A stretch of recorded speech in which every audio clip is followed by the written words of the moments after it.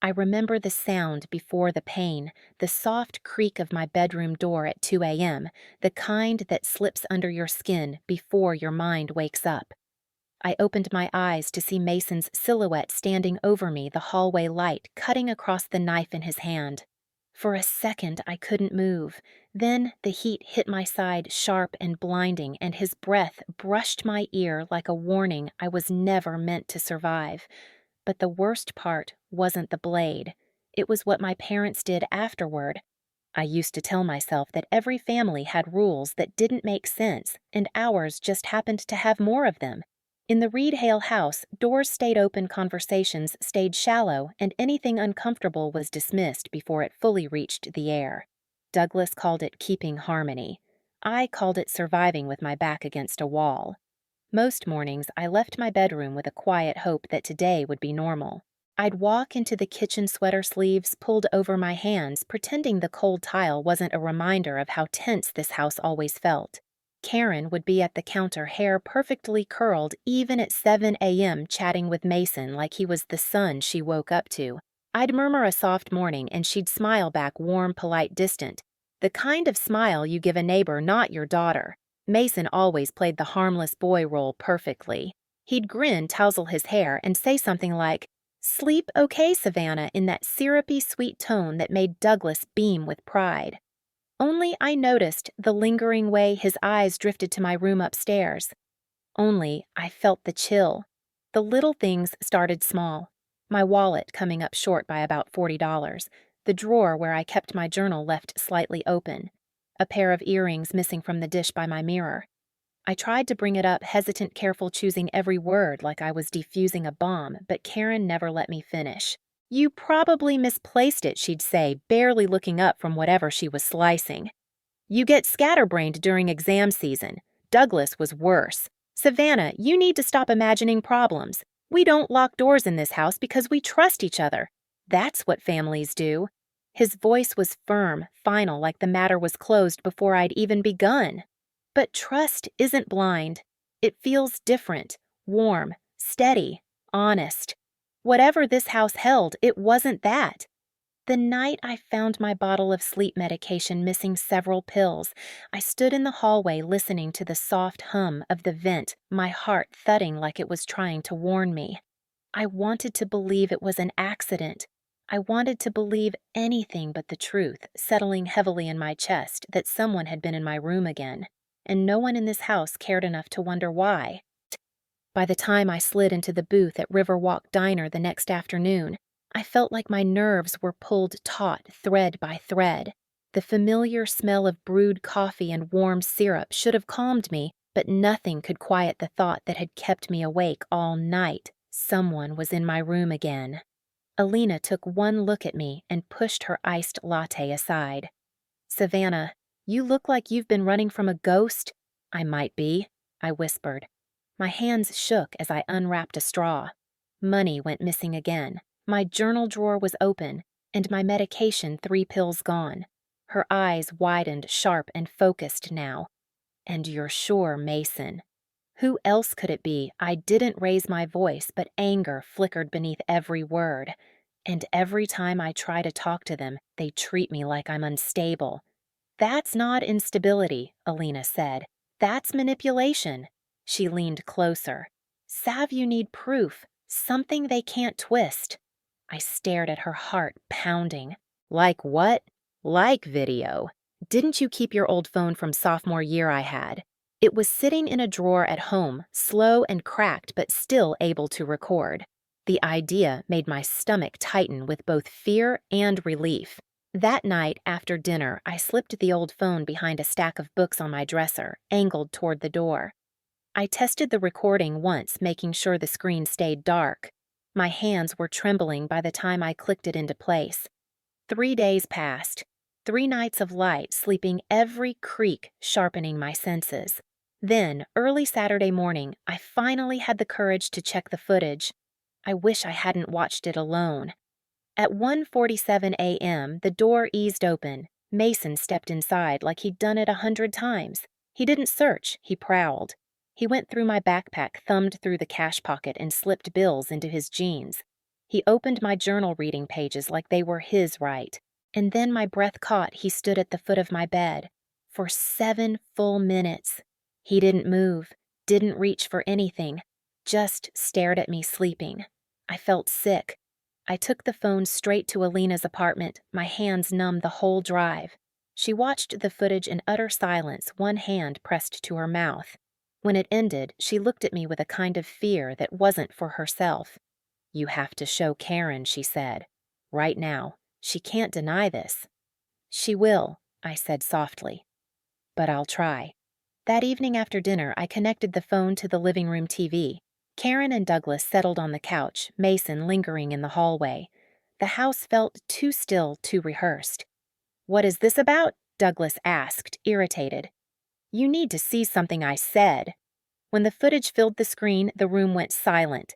And then everything inside me cracked when Douglas finally spoke. "This proves nothing." For a second, I thought Douglas was joking. No one with functioning eyes could watch Mason rummage through my things and then hover over my sleeping body and call it nothing. But his expression stayed cold, carved from stone. Karen folded her arms. "Savannah, this is exactly what we've been talking about. You always assume the worst. Mason was probably looking for something you borrowed." My throat tightened. "My backpack, my wallet, my journal, at 2 in the morning. "Watch your tone," Douglas snapped. "You set up a hidden camera in our house. That's the real issue here." I felt the floor tilt beneath me. The truth was on the screen. It wasn't enough. That night, I didn't sleep. I sat upright in bed lights on, staring at the door as if I could hold it closed with sheer will. The footage replayed in my mind until dawn broke in pale streaks across the walls.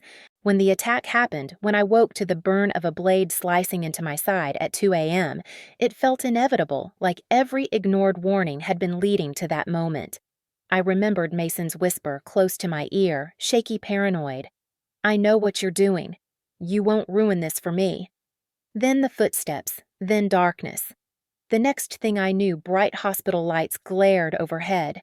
The sheets felt scratchy, the air smelled like antiseptic, and moving even an inch sent pain radiating through my ribs. Detective Monroe sat beside my bed, a small notebook resting on his knee. "Savannah, I need you to walk me through what happened," he said gently. I told him everything, my voice thin but steady. The missing money, the missing pills, the video, the laughter. "That video is important," he said. "We already entered your phone into evidence." Before I could ask more, voices drifted from the hallway. Karen and Douglas. My pulse spiked. They stepped into the room with faces I didn't recognize, not shocked, not relieved, not grieving, just annoyed. When Monroe asked for their statement, Douglas let out a short, dismissive laugh. "She's doing this for attention. She stabbed herself." "She's been unstable for months." Karen nodded along. "She's jealous of Mason. Always has been." I felt something inside me tear. Their laughter in a hospital room where I lay stitched and shaking was the clearest betrayal I'd ever known. But Monroe's jaw tightened. He looked at them differently now. For the first time, someone finally did. Detective Monroe returned the next morning with a woman at his side, sharp suit-steady eyes, the kind of presence that makes a room feel smaller. She introduced herself as Detective Sloan and took a seat near the foot of my hospital bed. "We've been interviewing students at your school," Sloan said, flipping open a small notebook. "Several classmates mentioned Mason bragging about messing with you. One boy said Mason talked about going into your room at night. Thought it made him look bold." My stomach churned. He bragged about that, Monroe nodded grimly. "He also told a student he'd been selling medication that didn't belong to him." Sloan lifted a small evidence bag. Inside was my sleep medication, my label carefully peeled off, the bottle scuffed. "We recovered this from his locker," she said, "along with a few things belonging to other students." My breath caught. "So you believe me?" Monroe leaned forward. "Savannah, the evidence is stacking up fast." But when he told Karen and Douglas about the findings, they doubled down. Karen insisted the items were planted. Douglas said the detectives were being manipulated by a dramatic teenager desperate for attention. Their denial should have hurt. Instead, it clarified everything. My family wasn't confused. They were choosing a reality where I was the problem because it protected the image they clung to. Protecting Mason meant more to them than protecting me. 2 weeks later, I was released from the hospital and moved into Alina's house. Her mom hugged me so tightly my ribs ached, but in a strange way, the ache felt good, like someone finally cared if I hurt. The preliminary hearing arrived faster than I expected. The courthouse was colder than I imagined, high ceilings echoing footsteps, the faint smell of old paper. Alina squeezed my hand as we walked through the metal detector. "You're not alone," she whispered. And for the first time, I believed it. Inside, ADA. Camille Foster, short hair, calm confidence, stood at our table. "Savannah," she said, "I need you to stay steady. The defense is going to question your credibility. They'll push hard, but we have the truth." The Reed family entered moments later. Karen didn't look at me. Douglas shot me a glare that felt like a warning. Mason shuffled behind them in a juvenile detention uniform, looking smaller than I remembered, but his eyes were the same. Cold, calculating. The hearing began with testimony from Monroe and Sloan. They laid out the facts: the missing money, the missing pills, the no locked doors rule, my repeated attempts to report concerns, and the video footage. When the video played on the court's large screen, a hush fell over the room. There he was, Mason, moving through my room with chilling confidence, touching my things, standing over my sleeping body like he owned the air I breathed. Karen flinched, but only for a second. Douglas whispered something to her and her expression hardened again. Then Sloan presented the items from Mason's locker: the medication, the belongings stolen from other students, notes from interviews. Every piece fitting together like a puzzle no one wanted to admit had always been there. But the moment that shifted the room came when Dr. Rowan took the stand. She spoke with gentle firmness, explaining my therapy sessions after my father's death, my increasing anxiety over the last 8 months, and her documented concerns that the home environment was causing emotional harm. "Savannah has never displayed signs of self-harm," she said. "Not once in 18 months. Her fears were consistent, specific, and expressed long before the attack." The defense attorney stood. "Isn't it possible she staged these events for attention?" Dr. Rowan didn't flinch. "Attention-seeking doesn't create stab wounds," the courtroom murmured. Then it was my turn. I walked to the witness stand on legs that felt borrowed. The microphone seemed too close, too loud. But when I glanced at Alina, at Dr. Rowan, at Monroe, all looking at me with belief I had never received at home, I found my voice.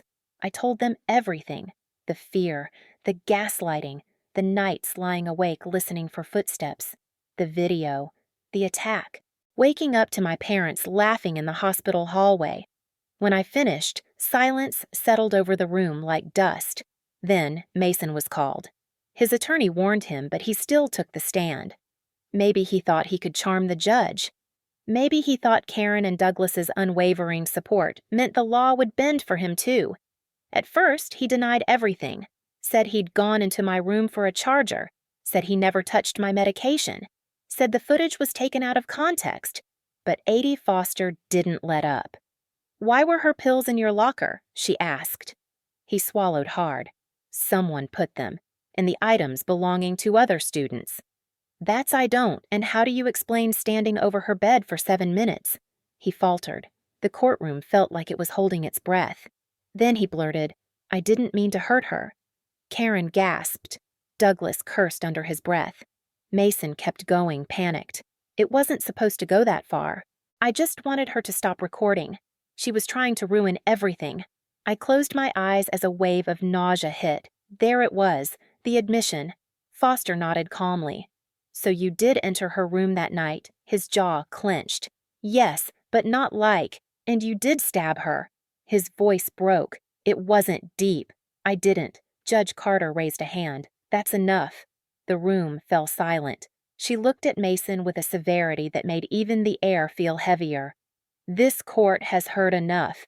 Mr. Reed, your actions were deliberate, dangerous, and predatory, and the conduct of the adults in your home," her eyes cut to Karen, "and Douglas is nothing short of morally indefensible." I gripped the edge of the bench, heart hammering.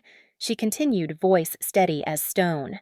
For the charge of assault resulting in serious bodily injury, you will remain in juvenile detention until age 21. Upon release, you will undergo mandatory supervised probation. You are prohibited from contacting Savannah Hale for the rest of your life. Mason sagged in his seat. Judge Carter turned to Karen and Douglas next. As for you two, this court finds your dismissal and mockery of your daughter's suffering appalling. You are sentenced to supervised probation community service, mandatory parenting courses, and full financial responsibility for Savannah's medical and therapy bills. The gavel hit. Just like that, the moment in the thumbnail became reality. The judge had read his sentence, and for the first time since that awful night, I felt the weight on my chest lift. I moved into Alina's house the same afternoon the sentencing ended. Her mom set a plate of warm food in front of me before I even sat down, the kind of simple kindness that made my throat tighten. For the first time in months, I slept through the night without jolting awake at every sound. Life didn't snap back to normal. It shifted slowly, gently into something safer. I spent mornings helping Alina with homework at the kitchen table, afternoons, walking through quiet neighborhoods where the air didn't feel heavy, and evenings journaling without fear of someone reading over my shoulder. My stitches healed. The nightmares softened. Even the hospital smell dissolved from my memory. Detective Monroe checked in once just to make sure I was okay. Dr. Rowan helped me piece myself back together, reminding me that surviving wasn't weakness. It was proof of who I'd always been beneath the fear. When college application season came, I found myself drawn to criminal justice. Not out of anger, out of clarity. If someone hadn't believed me, if someone hadn't pushed past the lies, I don't know where I'd be. I wanted to be that person for someone else someday. Some nights, I still think about the girl I was the one who slept with her door half open because she wasn't allowed to protect herself. But I'm not her anymore. I learned that speaking up isn't betrayal, it's survival. And if you're living through something that feels wrong, trust your voice. It matters more than you know. Share your story in the comments and subscribe so you don't face the next chapter alone.